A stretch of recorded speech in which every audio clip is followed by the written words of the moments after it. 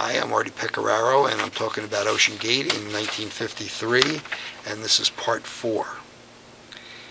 Now, if you took the road out of Ocean Gate by the blinker light, there were very few things in those days out there. On the right-hand side, well, first there was AT&T, the overseas telephone and telegraph with the telephone poles. That was there. But after that, on the right-hand side, the side away from the water, the only thing there was a big farm, and you would sometimes see cows out there grazing. And on the left-hand side, the only thing that I can remember is Becker's and Dick's Landing. Becker's used to be able to rent boats to go crabbing, and Dick's Landing was the old, what was left of there used to be a railroad bridge that went across the bay from Bayville to Seaside Park, and it was cut down so it was only to make a pier into the bay at that time. And people would go out there and crab off of it. It was kind of high because it was a railroad bridge. And a lot of people used to crab in Ocean Gate in those days because it was like the crabbing capital of the world. So those were the only things. And then the next thing was the Holly Park Inn, which I believe is still there. I don't know if it's called the same thing now. But at that time, it was just a bar. Hardly anybody ever even went into there. And again, they just basically sold hamburgers, I think. And the thing that was a little different about the Holly Park Inn was their hamburgers. They used to give you like a wedge of pickle, which I don't believe they gave you at the other places. This was kind of like a long quarter of a pickle. But that was still there. But it was hardly anybody went there. It's just a bar.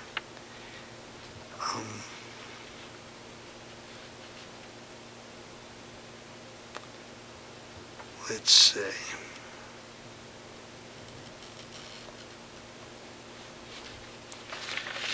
Back in those days, the boardwalk in Ocean Gate was very, very bad. It was very, very rickety in a lot of places. You could practically get a splinter by just looking at the boardwalk. It was so splintery. And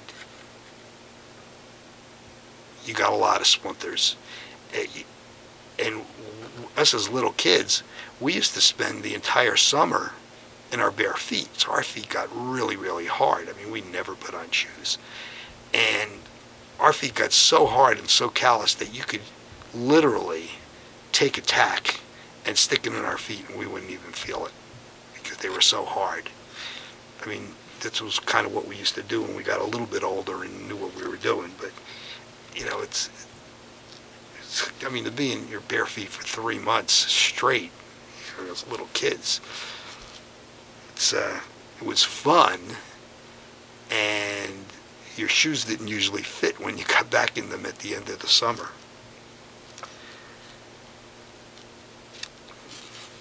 Now, the population at the time in Ocean Gate, I don't really remember, but I'm going to guess that in the summer it was 1,000 to 5,000.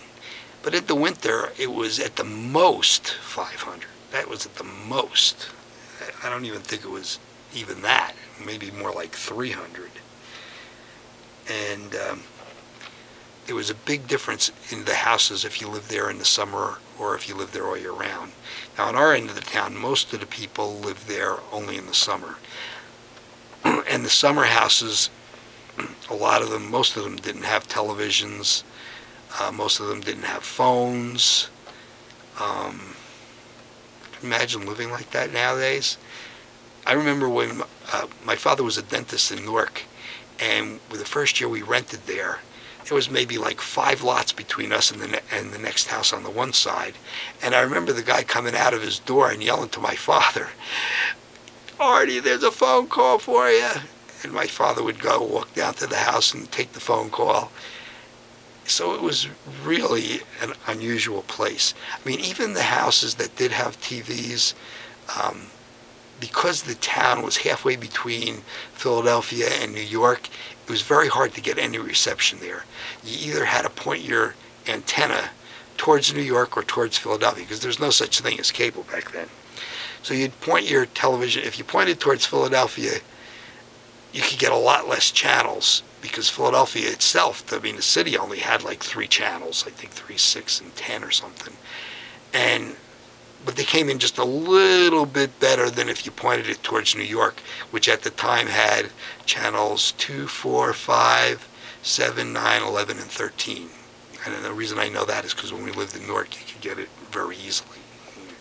You didn't even need an antenna there. You could have rabbit ears antennas. They were the ones that had little things sticking up like this, and you just put it on your television and hook it up. But down the shore, you definitely needed an antenna on top of the house. Otherwise, you couldn't get anything.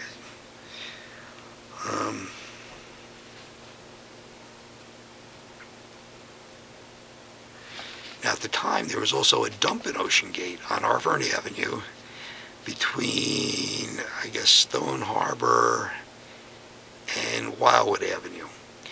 And in that dump, the dump, the town itself picked up the garbage and dumped the stuff in there. When I was older, I worked for the town, and that's what we did. And anybody could just drive in there and dump whatever they wanted, wherever they wanted. Yeah, they would cover it over every once in a while with dirt. And across the street from the dump on Arverney Avenue was what we called the goldfish pond. And this goldfish pond was kind of square shaped. You could go ice skating on it in the winter time. It was only maybe about a foot deep. But there were actually these gigantic goldfish in there. And you'd get a stick with a string on it and a safety pin at the time. You'd open the safety pin, get a piece of bread and stick it in your mouth until it'd get wet and roll it up and put it on the end of the safety pin and go in there, and you could actually catch these goldfish. They were maybe about this big. And you usually threw them back in. You couldn't eat them or anything. They were too small, but it was still fun. And then coming into town was the duck pond, which is still there. And on the far side of the duck pond, you see the reeds there, and we used to walk through those reeds and between them, and there was so much mud you used to sink sometimes up to your knees. It was kind of scary. It was almost like quicksand. We used to pick punk. We used to call these things punks too, and they were they had a long stem, and they looked like a big cigar on the end of them, and you used to light them to keep away the mosquitoes. But there were a lot of turtles in there, especially snapping turtles, so you had to be careful. And at that time, there were no baseball fields at all in town, none at all. They came later. But there were lots of crabs, lots and lots of crabs, lots and lots of crabs. And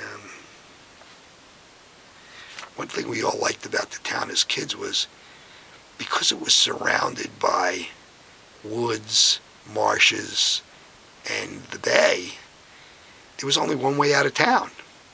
And the town was about a mile or so from the highway. And at that time, there was nobody on Route 9 anyway. So nobody ever came into Ocean Gate that didn't belong there and know where they were going. So our parents would let us have basically the run of the town. And they would just tell us, just don't go out of town. And you would either walk or take your bike, and you had this whole town, which was maybe about a mile long, half a mile wide. So you had the whole town where you could go. And you could go to all these stores. And you were pretty much on your own as a little kid in the town itself. So you had this little kid culture, and it was interesting, and we all loved it. There was also at that time a bookmobile that used to come in. The closest library was all the way in Toms River, and so they used to have a bookmobile, and this was a big truck that had books in it. It was like a little bitty truck library. It was about as big as an RV. One of those big RVs. And it would come and stop a couple places in town. You go in there and you could take out books just like in the regular library. And then you'd bring them back. They'd come like once a week, and next week you'd go back in and you'd bring it and bring your book back. So, our parents usually had us go there. I mean, there was no TV, so pretty much didn't have anything to do except read anyway. And I used to make a couple stops in town. Then later on, it started making only one stop in town. I don't even know if it goes there anymore.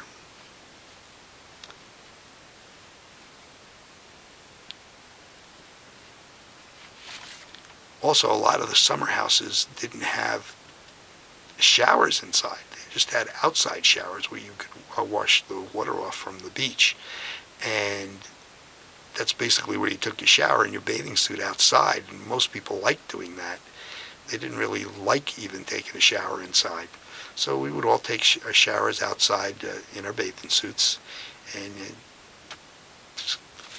I guess people walking by, it was kind of gross for them. Some people had wood around their shower so they could take their clothes off in the shower, but everybody didn't. So you leave your bathing suit on and wash like under it, stick your hand down underneath.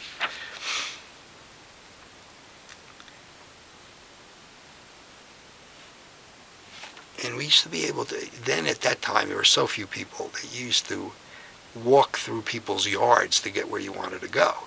So if you wanted to go to a house on the next block, you just walked through the yards. Nobody ever said anything.